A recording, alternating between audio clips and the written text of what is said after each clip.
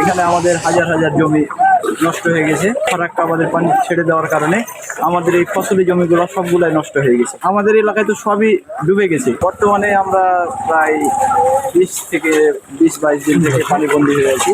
এখানে আমাদের হাজার হাজার জমি নষ্ট হয়ে গেছে। জমির ফসল পানির নিচে তলিয়ে গেছে।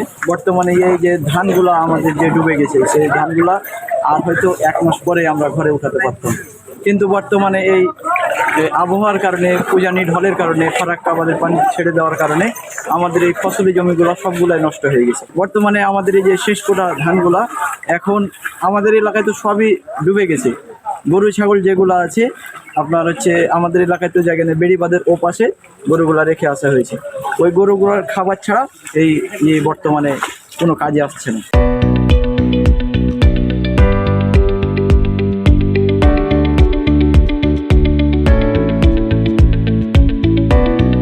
আমাদের বাড়ির ওপরে আমাদের যে বাসা বেঁধেছি, বাড়ির ওপরে উঁচা করে তো বাঁধা আছে, ওই বাসার ভিতরে পানি ঢুকেছে। আমাদের বন্যা তো আছেই, বন্যার সাথে সাথে আমাদের নদী ভাঙনটা সব থেকে বেশি।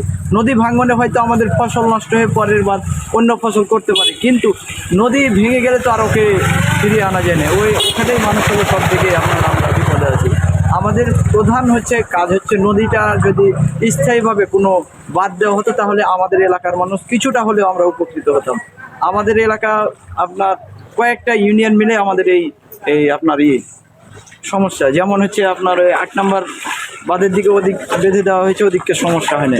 কিন্তু আমাদের এগুলো যেমন বন্যাতে মানুষ ডুবছে, নদী ভাঙনের সমস্যার ভিতরে পড়ে আছে।